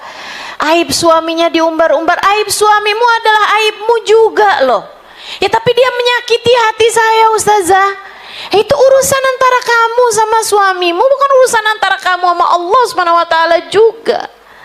Kata Nabi Muhammad sallallahu alaihi wasallam, antum libasul lakum, hunna libasul lakum wa antum libasun lahun.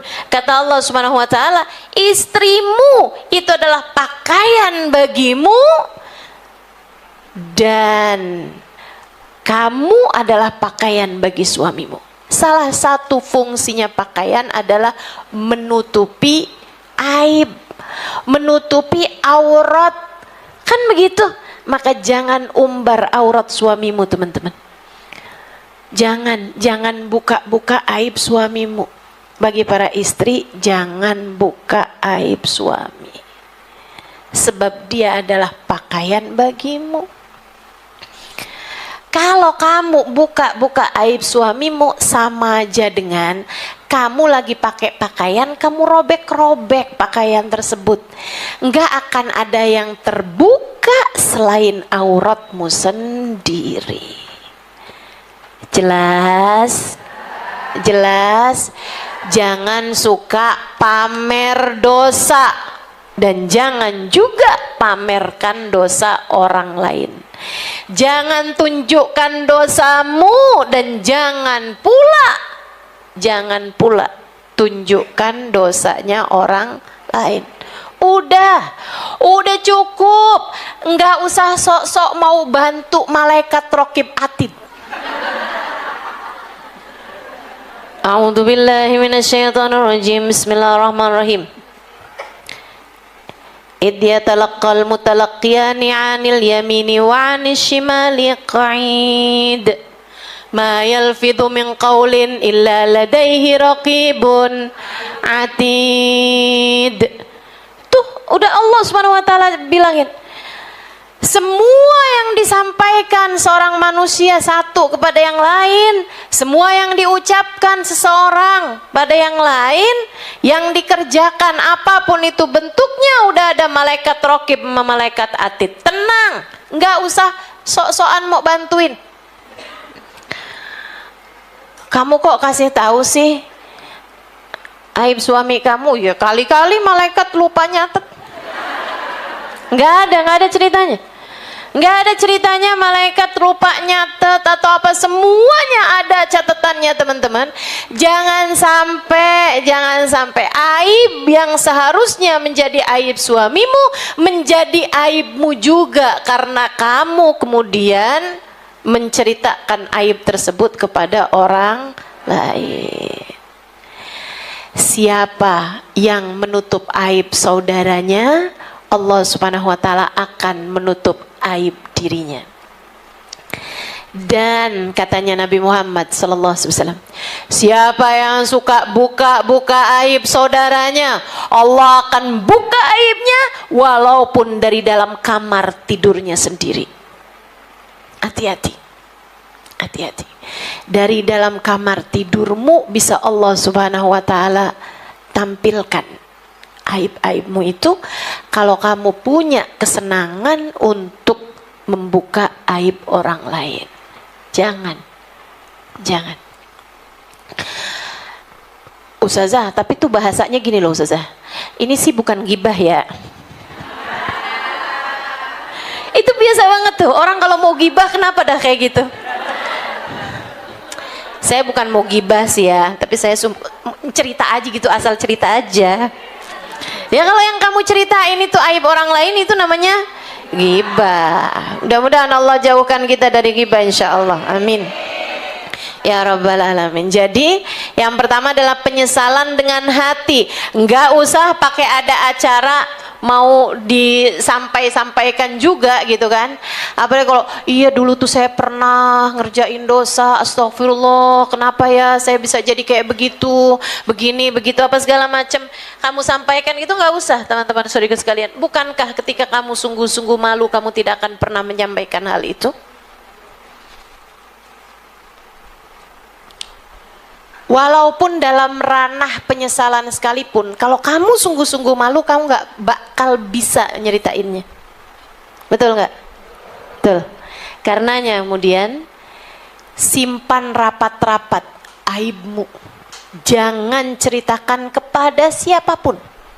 Jangan ceritakan kepada siapapun. Insya Atsani al-igla' anid dambi. Yang kedua adalah meninggalkan dosa tersebut. Mana an la yatub min dambin wa huwa mukimun alaih wa mulazimun lah. Maksudnya adalah ninggalin dosa, jangan sampai dia taubat tapi masih ngerjain dosa tersebut dan masih terus-terus berada dalam dosa tersebut. Makanya salah satu dari yang disarankan sama para ulama, kamu kalau taubat, ubah juga pergaulan yang membuat kamu kembali kepada dosa tersebut.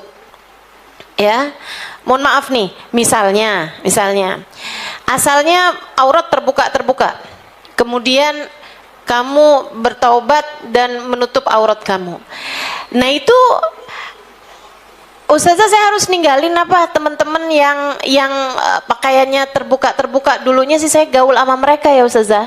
Itu saya ini enggak kumpul enggak sama mereka. Teman-teman saudara sekalian, kalau kamu memang sudah kembali ke jalan Allah Subhanahu wa taala, itu nanti memang secara pasti merasakan ketidakcocokan, ketidaknyamanan bergaul dengan orang-orang yang tidak sefrekuensi sama kamu. Itu udah pasti. Jadi kamu jangan kemudian berpikir bahwa sesudah saya hijrah kawan-kawan saya meninggalkan saya. Enggak gitu ceritanya, bisa jadi. Bisa jadi itu cerita sebenarnya karena mereka sudah tidak lagi merasa satu frekuensi sama kamu. Jadi aneh juga kalau kamu masih merasa satu frekuensi sama mereka. Enggak apa-apa, itu sensornya semesta. Enggak apa-apa, itu sensor dari Allah Subhanahu wa taala. Enggak apa-apa teman-teman, enggak apa-apa Bu, enggak apa-apa. Gitu kan, Ustazah ada orang ninggalin saya Ustazah. Ketika dia itu istiqomah, kayaknya dia tambah baik gitu, tambah jadi masya Allah gitu. Dia ninggalin saya Ustazah. Ya enggak apa-apa, mungkin kamu udah jadi enggak satu frekuensi sama dia. Mungkin kalau ketemu kamu jadinya kamu ngajakin dia gibah. Bisa jadi kan? Enggak apa-apa. Kamu belajar untuk memperbaiki diri. Dan nanti kamu juga akan tahu bahwa orang kalau memperbaiki diri tambah lama itu memang akan ada sensornya. Tenang aja, enggak apa-apa. Yang sebaiknya kamu usahakan adalah menjadikan orang-orang di sekitar kamu bergerak bersama dengan perbaikanmu juga. Ingat teorinya mixer, ya kan? Saya pernah lihat teman saya bikin kue. Tempat kuenya tuh gede banget. Dia masukin tuh telur, dia masukin tepung, dia masukin margarin, dia masukin gula di situ. Terus ditaruhnya lah mixernya di tengah-tengah, kecil aja mixernya. Saya bilang sama dia, nggak diaduk-aduk nih. Mixernya tuh nggak diputer-puter gitu. Nggak apa-apa, biarin aja Ustazah gitu. Oh, nggak diadukin. Ntar juga keaduk sendiri. Emang iya? Jadilah saya nontonin. Saya lihat untuk si mixer tuh sendirian aja gerak di tengah. Lama-lama sebelah-sebelahnya tuh ikut bergerak. Si mentega nyamber gula, kenain tepung, kenain telur gitu kan. Lama-lama kecampur sama sebelah-sebelahnya, lama-lama kecampur.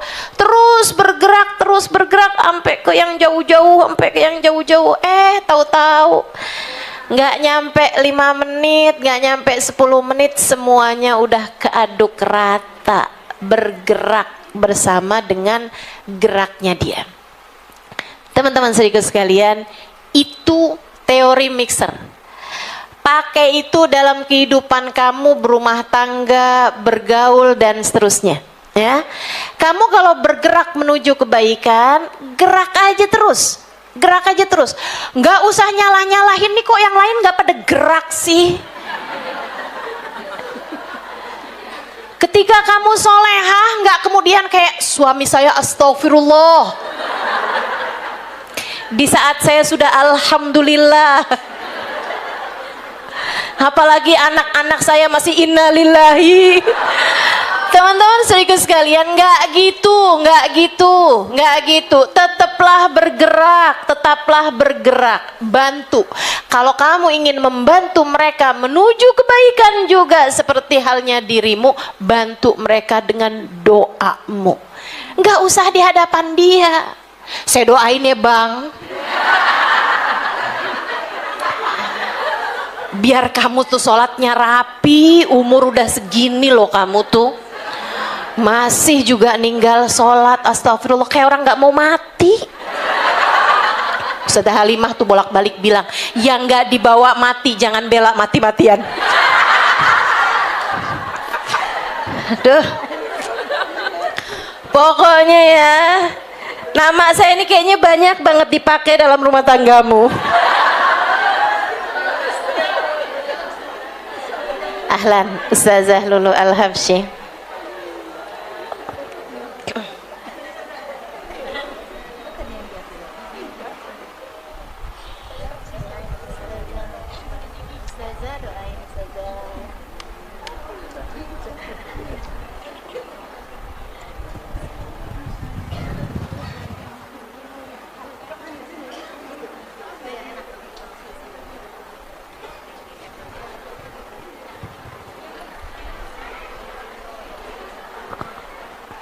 Iya, bersama kita ada Ustazah Lulu Al-Habsyi. Mudah-mudahan Allah Subhanahu wa taala karuniakan kesehatan Ustazah Lulu, semakin dipanjangkan umurnya dalam taat pada Allah Subhanahu wa taala insyaallah. Mudah-mudahan kita semua tidak terhalang dari keberkahan beliau insyaallah. Amin ya rabbal alamin. Baik. Saudariku sekalian saya muliakan. Ya Ustazah Halimah tadi itu. Al-igla anil dzambi. Jadi kalau kita bergerak menuju kebaikan, kita gerak aja gitu, bismillah. Nah, nanti akan semuanya ikutan bergerak bersama dengan gerakmu tersebut. Ustazah, tapi Ustazah ya, dari dulu nih, saya tuh udah istiqomah dari dulu. Tapi suami saya tuh masih belum juga gitu. Gimana tuh Ustazah? Iya memang ada sebagian tuh yang jadi ujian bagi yang lain. Tapi tunggu dulu. Kamu jangan sok-sok merasa bahwa suami saya adalah ujian bagi hidup saya. Bisa jadi sebaliknya. Bisa jadi juga kamu yang jadi ujian buat suami kamu. Iya kan? Bisa jadi. Memang dalam urusan sholat misalnya kamu lebih baik daripada dia, bisa jadi. Tapi dalam urusan yang lain belum tentu. Salah satunya dalam urusan jaga lisan. Para istri yang suka ngomel, bisa jadi dosamu ngomel lebih besar loh daripada dosanya suami ketika dia melakukan sesuatu yang bikin kamu ngomel itu. Bisa jadi, bisa jadi. Ada suami diomelin mulu sama bininya karena dia ngerokok. Ngerokok hukumnya makruh menurut kebanyakan ulama. Kamu ngomel hukumnya?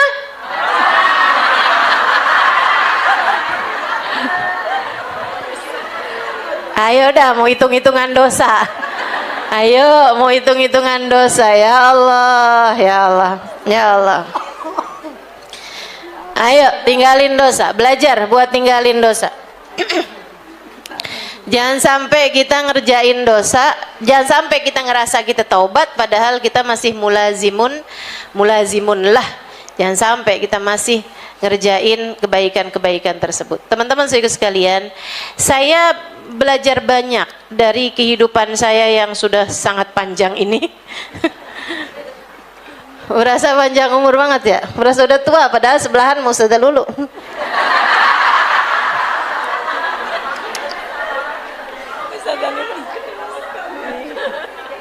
Berapa 94 ya Ustaz.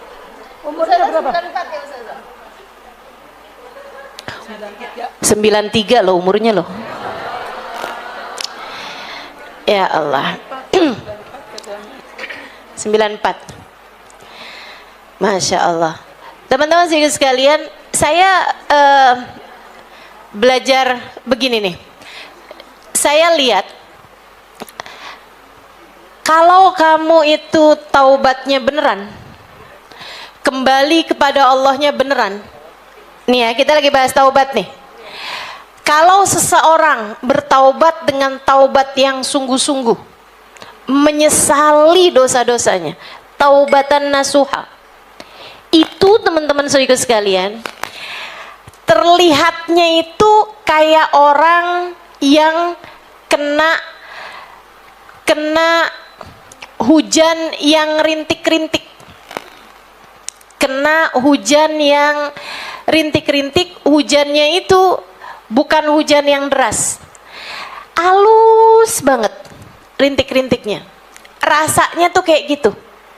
Orang taubat itu rasanya kayak orang taubat, orang hijrah nih ya, perubahan dari satu fase kehidupan ke fase kehidupan yang lain. Kalau nasuha yang banyak saya lihat itu kayak orang kena terpaan gerimis, tapi gerimisnya tuh alus-alus banget. Dia nggak lari,